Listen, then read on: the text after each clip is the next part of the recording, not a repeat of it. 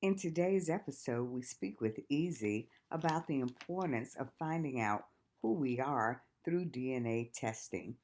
He recently wrote a book called Found My People, which you can find on Amazon. His website is foundmypeople.com. So then tell us, Easy, what is the significance of connecting to your ancestral roots, and what steps should you take after learning about your DNA connections? Okay, so that's two questions. Okay, so first, the significance, let me just put it to you this way. I tell people that it is transformational.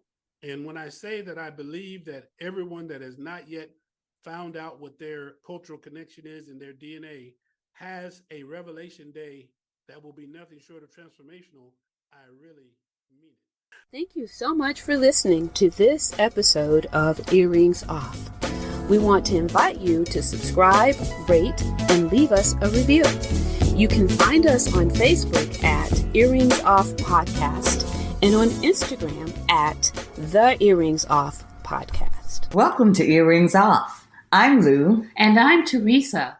Let's get started. Well, hello. And today we have with us Ezzy. Ezzy, welcome to Earrings Off. Thank you so much for inviting me. Yes. So looking forward to this conversation. We're going to jump right into the questions. And this one is one that I've been so curious to hear about. Would you please share with us how you overcame a life-threatening health issue? Okay. In 2019, in June of 2019, I had to take some travel injections. You know, when you go overseas, they tell you have to take certain travel injections. Yeah. And so I had to take some. It's actually my second trip to Africa. I went at first in 2013. I wanted to get back, but I was not able to get back until 6 years later, 2019. So you can imagine how excited I was.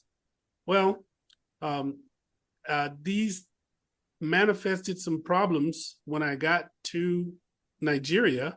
And my friends, I didn't even know I had a fever or anything, but they shook my hand. They said I was burning up. And by the time they took me to the doctor, they said it was where I could only answer a little bit and then I would trail off to sleep. So my fever was so high. They did my blood work and they found out that, you know, when you do your blood work, there's a thing called creatine. Creatine tells you about your kidney function, and it's supposed to be 1.4 or less. January of 2019, when I did my physical, it was 1.21. So everything was good there. But those injections did something to my liver and kidneys, and my number went from 1.21 in January to 4.94, which was chronic kidney disease stage 4. Wow. The doctor gave me the diagnosis and told me that I was going to be on dialysis for the rest of my life. Then my liver looked like it might fail as well. And just to top it all off with, you know, some fudge, I had sepsis. So I had 3 potentially life-threatening things all at the same time. I mean, I'm laughing now, but it was like, I felt like Job, you know. They said, Job, he heard one thing and then, you know, he got slapped one way and then somebody's coming, oh, this is gone and that's gone. And so anyway, after she finished giving me the diagnosis and the prognosis, I actually told her, I said, well, that's not going to happen. She said, well, why do you say that? She said, this is the reality. I said, I understand. I said, but God has made promises to me. And I can't do the things that he said I was going to do if I have to take dialysis. So that means, since he told me what he told me, that means he's going to heal me. And I said, in 5 days, I'm going to walk out of here. I'm going to make a miraculous recovery. And my creatine is going to be 1.21. And, you know, I'm going to walk out of it. So I did walk out of there in 5 days. And the doctor said it was a remarkable recovery. My creatine did not get to 1.21, as I really strongly believed it would, but it went down to 3.4. And that was 1.5 points down in 5 days. Now, the reason that's significant, as people who are listening that are in the medical community could probably already know, they say with chronic kidney disease, whatever level you get to, it does not reverse. Medical science says it is impossible. it will not reverse. If you do the right things, you can keep it at the same level, but it doesn't reverse. So here we have in 5 days, I went from 4.94 down to 3.4. And it took 3 years, but I did go all the way back down. I was healed. I am healed.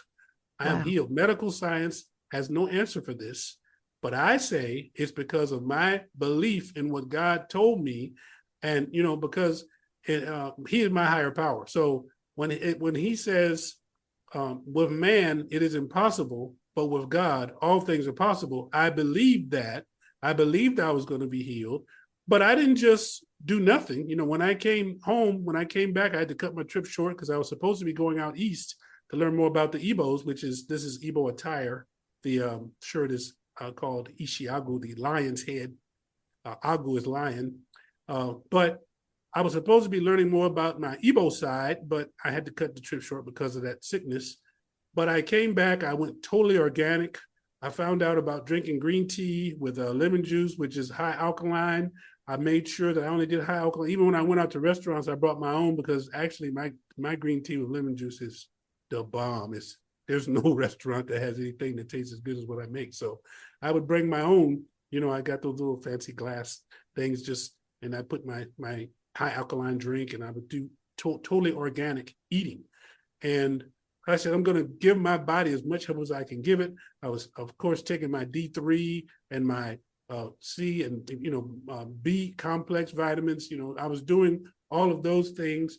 And by the grace of God, it came down. My doctor, it was just, they were remarked about how something that medical science says couldn't happen actually happened. And even the doctor in Nigeria, I still have the medical records. She wrote on my medical records the 5 days later when I went out, she said the patient has made a remarkable recovery. You know, doctors are conservative. They don't want to say miraculous. So she said remarkable.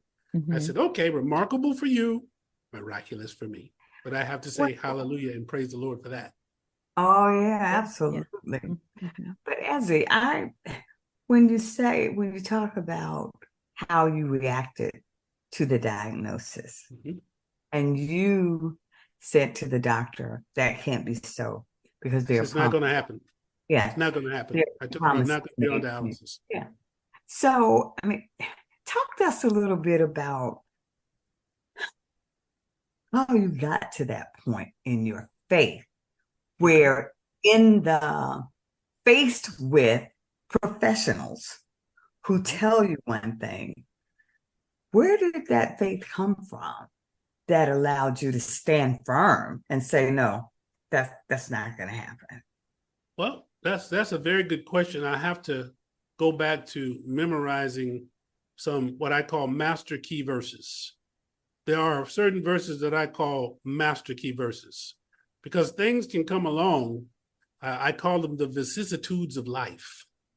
Vicissitudes, I really like that word, you know, vicissitudes. But all it means is the natural ups and downs of life. Because anybody that's lived life knows that life has vicissitudes. We have natural ups and downs. But one of my favorite verses in the Bible is Numbers 23:19, which says, God is not a man that he should lie, neither is he the son of man that he should repent. Has he said something and shall he not do it? Or has he spoken and shall he not surely bring it to pass? I learned early on in my belief of the Lord that anytime I see shall or will, that thing cannot fail to happen because God cannot lie. And the reason why my faith was so strong in the word that he had given me is because in 2016, I fell asleep watching television. And when I woke up, it was on a different channel. I gave the testimony about this because it was on the channel with Shane Wall of Feast of the Lord Church in Orangeburg, South Carolina. And he was on It's Supernatural with Sid Roth. And he was talking about his book where God has allowed him to be able to see angels, and he wrote a book about it, and that he was going to have a supernatural conference. And I just perceived that the Lord wanted me to go to that conference because I kept remarking, I was like, Lord, this TV was not on this channel when I fell asleep. And so even when I went to the conference, I told him, I gave that testimony. I said, I am here because God changed my TV channel. Oh, But nice. I like that. on that Sunday, I stayed over and I got a prophetic word from Pastor Hayward John. And God said, the things that I have put in you and the things that I have put in your spirit and in your mouth are not just for your town and for your state. Get ready to travel. He said, I'm going to send you out. So get ready to travel. And I'm going to strengthen your body in the natural and the supernatural. And so before I ever went on the trip in 2019, God allowed me to see the videos of What the Health, Forks Over Knives, and Food Incorporated. And once I saw that, I radically changed my eating habits. I went to much more organic, much more high alkaline. And I'll always be doing research on YouTube about what's the benefits of eating this? What's the benefits of drinking coconut water? What's the benefits of drinking green tea? I mean, I watch those kind of videos like most people watch TV. I'll be watching the benefits of these different things. And then I shared it with my family. So now my family, who really never, my mother and my sister, they're like coffee drinkers, right? They drink green tea now. I said, coffee is okay, but green tea is better, right? And I showed them the videos about the benefits and things like that. So I figured when I heard that diagnosis, I know how the enemy went against Job. And I also know that Yeshua HaMashiach, Jesus the Messiah, said, with man, it is impossible, but with God, all things are possible. So I think it was the fact that God had brought me there, changed my TV channel. I said, and he knew that. I figured in my mind, I said, God gave me a prophetic word in 2016, 3 years to the month, actually, 3 years to the month. I said, he had to know that this was happening. And he also knows that I can't be traveling if I was taking dialysis. You can't. You just can't, right? And so I said, that means he's going to heal me. So I just believed he was going to heal me. And they said, well, medical science is impossible. Now, to me, I'm thinking this is a perfect opportunity for God to get some glory, because with God, all things are possible. So to me, it was the word. It was memorizing the word, the master key verses, and the fact that God changed my channel, woke me up when I woke up, rather. And I saw that, and I knew to this day, I know that it was not on that channel before I went to sleep. So God either had himself or my angel change that channel. And then look at the prophetic word. Look what happened 3 years later to the month. And if I hadn't gone, right, I might not have had the faith to, we might not be talking today, because I would have died. My doctor, when I came back, he told me, if you hadn't made those changes in 2017, because I lost like 70 pounds, I look younger today than I looked when I looked 15 or 20 years ago. I went to the 40-year high school reunion, and people were looking at me like, "Dog, you look like you did when we were in high school. How did you do that?" I said, "It's the Lord, just the Lord. I can't claim credit." But it was I'm telling you, after I changed and looked at those things, it's kind of like in the Bible talks about the Daniel fast, where Daniel and Shadrach, Meshach, and Abednego ate one diet, everybody else ate the other, and they said they looked fairer and better than the others. God had me eat healthier, and I've just been spreading that to my sister, my mom. My mom eats pineapple. I learned that pineapple actually can help to people to not get Alzheimer's or dementia.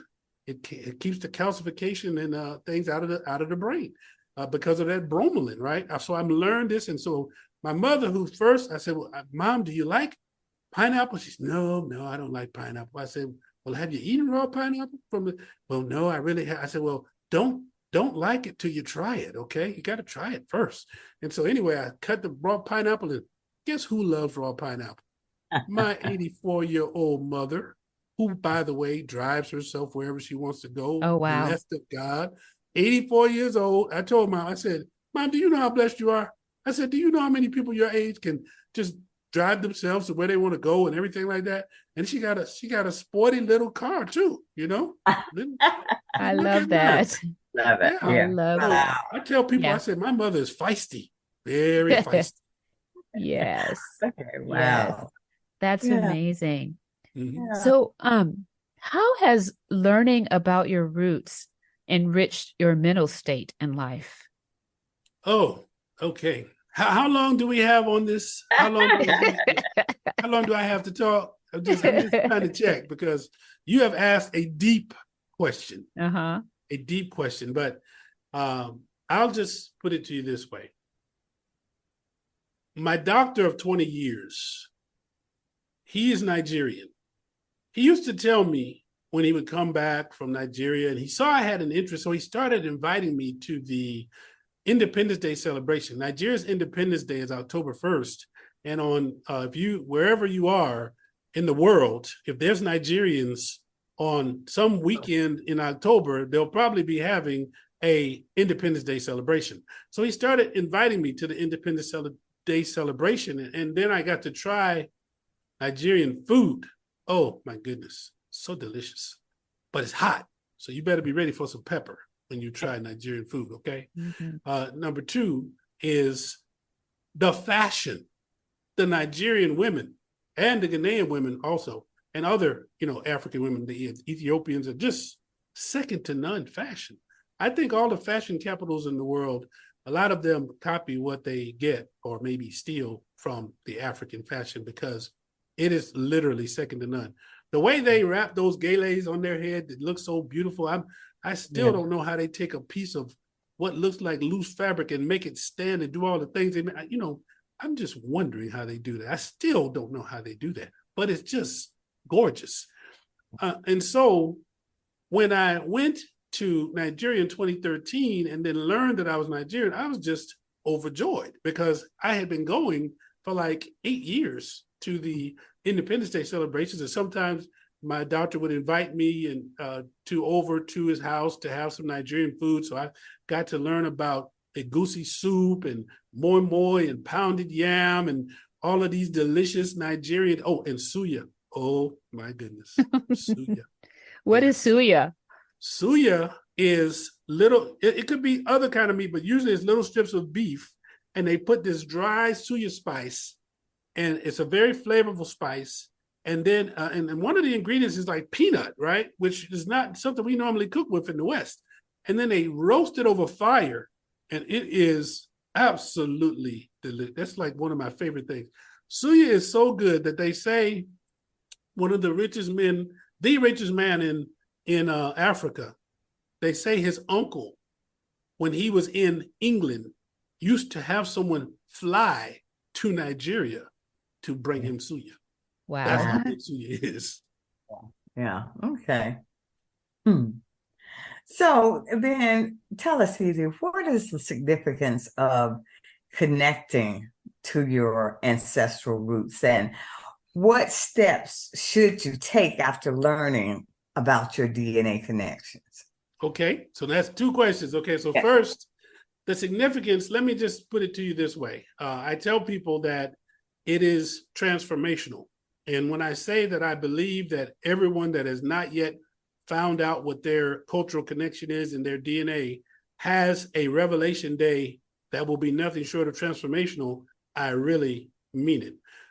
When I learned, well, first of all, it was shocking to me because when I went to Nigeria, I mean, the very day that we got there, we went up to our room in the Abeto Hotel in Abuja, and I came back down and my friend was drinking I called it I think it was a malt. It was a malt drink. It looked like a dark cola, but since it said malt, I'm thinking that it's like a stout beer, right? Mm-hmm. And so I said, is that beer? He said, no. He said, it's a soft drink. He said, it's really good. Try it. So I tried one and it tastes good. So if you haven't never tried it, it's like a cream soda, but it's like a dark stout cream soda. But it's not as sweet as an American cream soda. So if you can imagine that, that's just exactly what it tastes like. And so as I was enjoying that, the manager, food and beverage manager, came up and he said, "Are you Nigerian?" And I said, "Well, I don't know. I'm African American. Slavery thing happened. I got to do some DNA." He said, "You are an Igbo man. I tell you, you are an Igbo." I said, "Okay." And I said, "Well, how do you know that?" He said, "You look like an Igbo." He said, "If you keep your mouth closed, you look like you were born and raised in Nigeria." I said, "Really?" He said, "Yes." So later on in the trip, there was some Yorubas that asked me the same question. Am I Nigerian? And I said, well, told them the same thing. And they said, "I believe you are a Yoruba. You have Yoruba features." You strongly strike me as a Yoruba. I said, okay, well, thank you. I said, but somebody else told me I was Igbo. No, no, no, no, no, no. You are Yoruba. You see, so the Igbos couldn't see the Yoruba, and the Yoruba couldn't see the Igbos, and I find that very interesting even today. But of course, when I left, and got back home and did the DNA, I found out indeed I am Igbo and Yoruba on my father's side. On my mother's side, I am Fanti of Ghana, of the Fanti people, which Fanti is one of the 4 Akan tribes, which is the Ashanti, the Fanti, Akwaapim, and I can't remember the other one. But they are like kindred, and the Fanti and Ashanti language is so close that it's kind of like the difference in somebody in United States in the North and the South with a just a different way they pronounce words, but their language is very, very similar.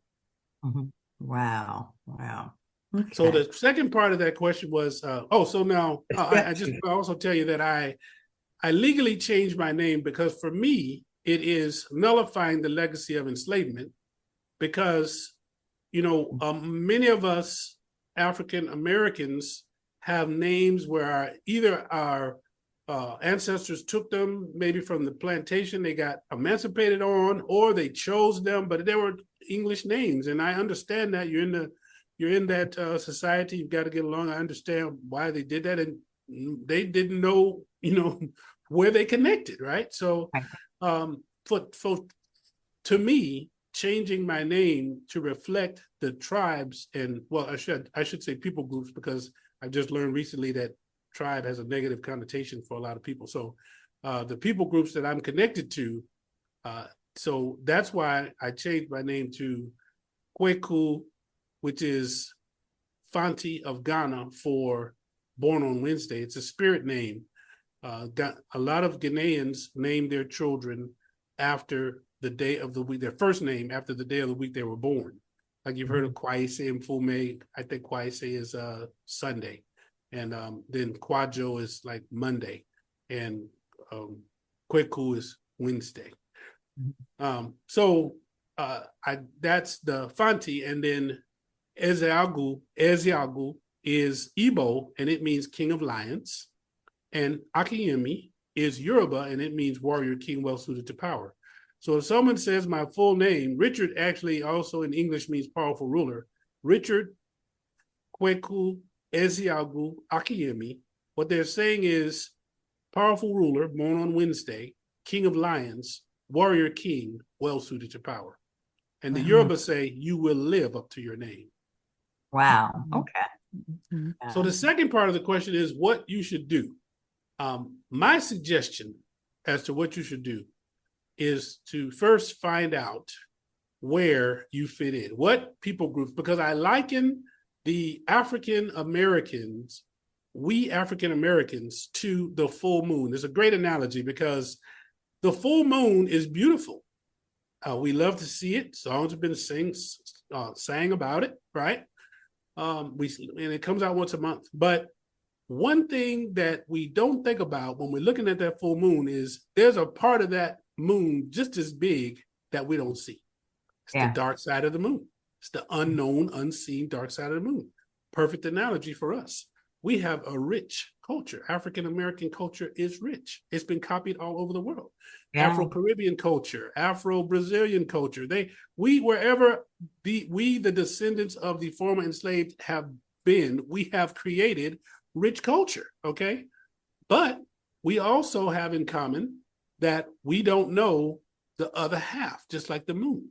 And so once I went to Africa and the people told me, and then I confirmed it with DNA, now I have a fully lit moon. There's no dark side anymore, because I want you to think about this. We are the only people that call ourselves by a continent.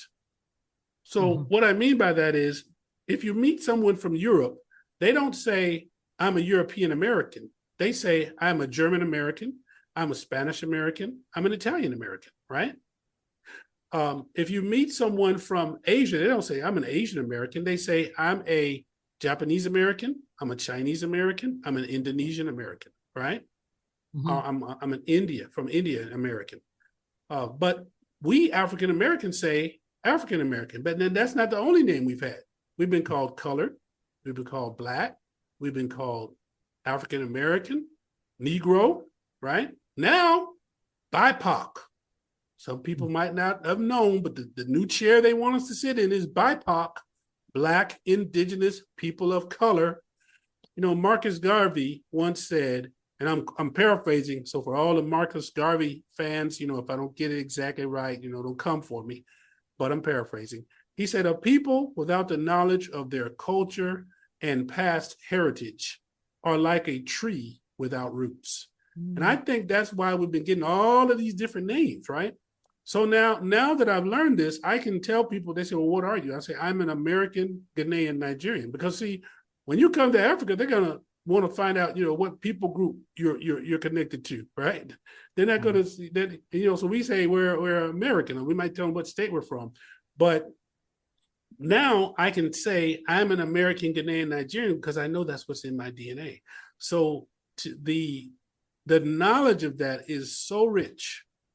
And then the connecting to the culture, the food, the fashion, the people, it's just transformational. It is life transformational. And so first find out, because some people got that test, like I heard Shannon Sharp recently said he found out he was like 90% Nigerian, which automatically tells me that he got what I call the country test. The country test will tell you what countries are in your DNA, but it won't tell you the tribe. And let me tell you why this is important. Because in Nigeria, for example, there are over 200 and something different tribes, right? And each tribe, like I say I have Igbo and I have Yoruba. Each one of those tribes has a completely different culture, okay?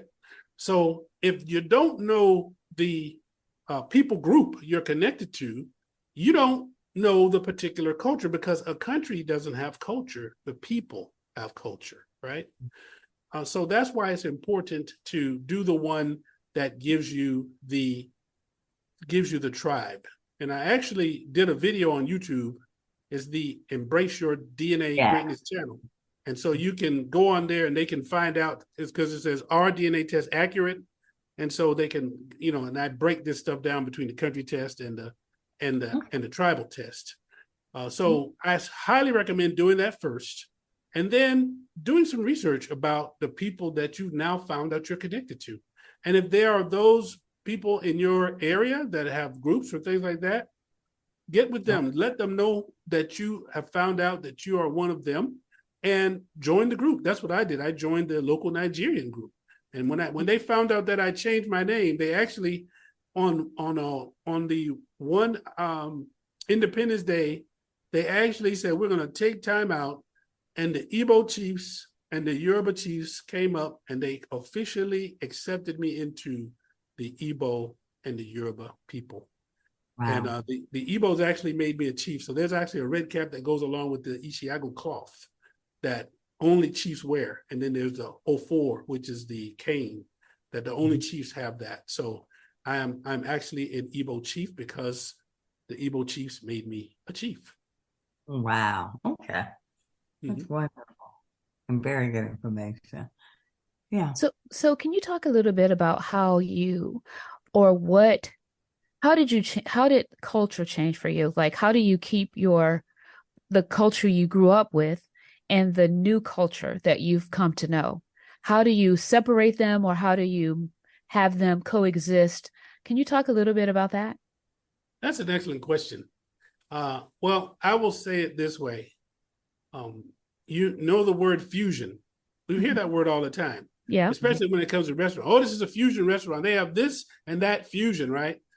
So I'll just use what I'm wearing now. Okay, so this is traditional Igbo attire, but I have my very Western hat, right? So I'm a fusion right now of African and African American as I sit here right now, because you know the original cowboys look like me.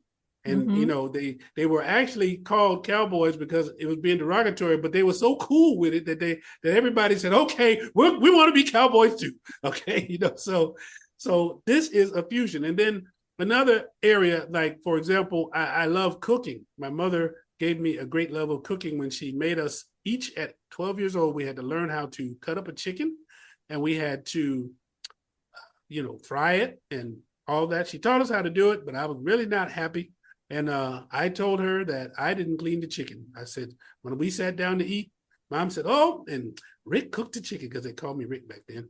And I said, I didn't clean it. And she said, well, you gonna eat the back. She didn't miss a beat. It just messed up the whole effect that I thought I was gonna have, But at any rate, there's this thing, jollof rice. You've probably heard of it. This big competition, who makes the best jollof rice. And so one of my Igbo friends, he taught me how to make jollof coconut rice. And so I make a very mean jollof coconut rice, but that is ethnically Igbo, right? But then I said, I think I want to make a jollof soup. There's no such thing in Nigeria as jollof soup, okay? And so I made a jollof soup. It's a jollof coconut soup, actually. It's quite delicious. And I even let the doctor who brought me to Africa try it, and he said, this is really good. It's so good that his wife is a doctor too. She was traveling out of town. He was supposed to save some for her. He ate the whole thing up twice on 2 different times when I gave them some.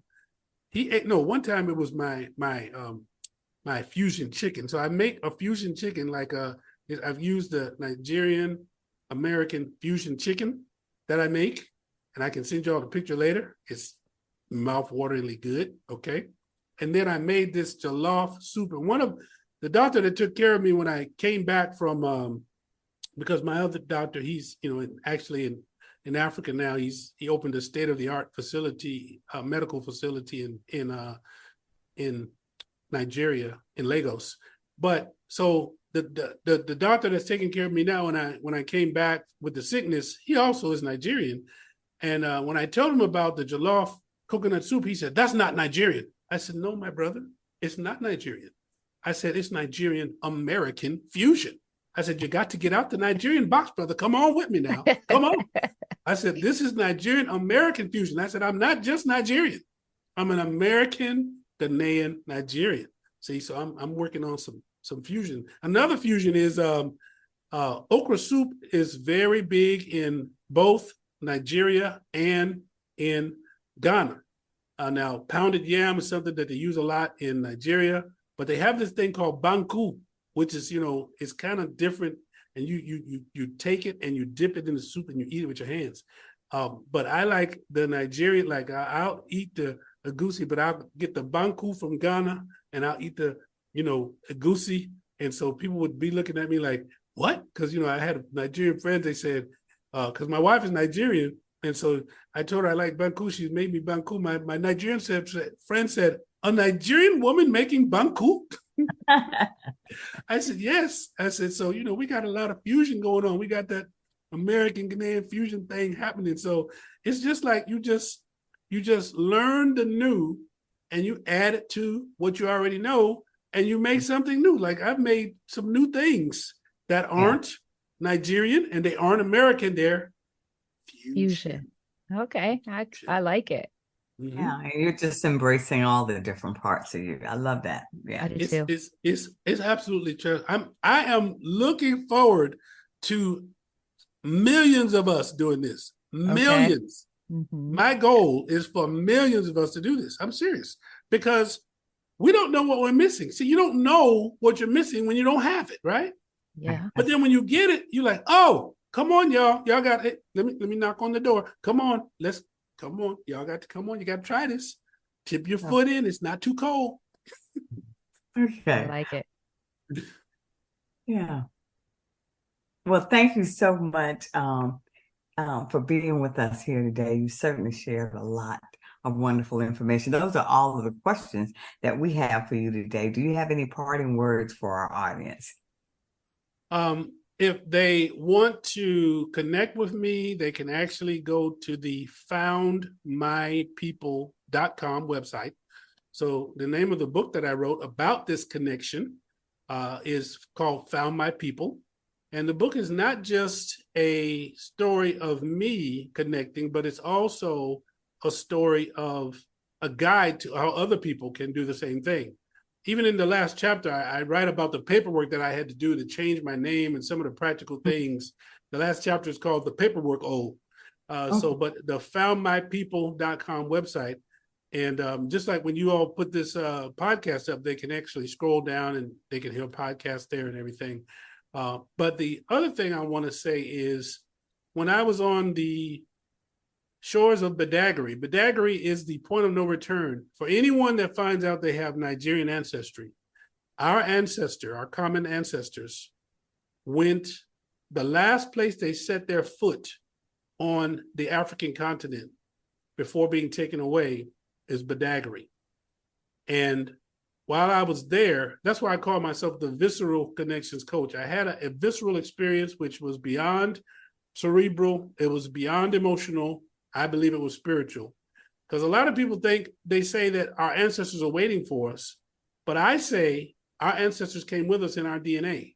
I believe that when our DNA gets to that place where our ancestors experienced trauma, that it creates a visceral experience for us. And that's what happened to me. And that's when I got the poem, and I write about it in the first chapter of the book. It's called It's in Your DNA. And it goes like this. It does not matter what they say. There is greatness in your DNA. The proof is in the lies they choose to tell to make themselves feel superior. They point to chaos in different places, but hide what their hands did to bring it about. There is greatness in us, but they don't want it out.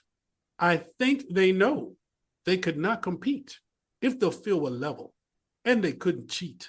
So on they go, lives filled with lies to make pretend and rationalize. They say all is equal. Why do you complain? Pretending that their constant lies have not changed the game and made people perceive just by your skin who should lose and who should win. There are some things you have to know. Don't wait for someone to tell you so. Reject the lies of yesterday. Embrace the greatness in your DNA. Well, all right now. I love that. That is That's the foundation awesome. of the Found My People book. Yeah.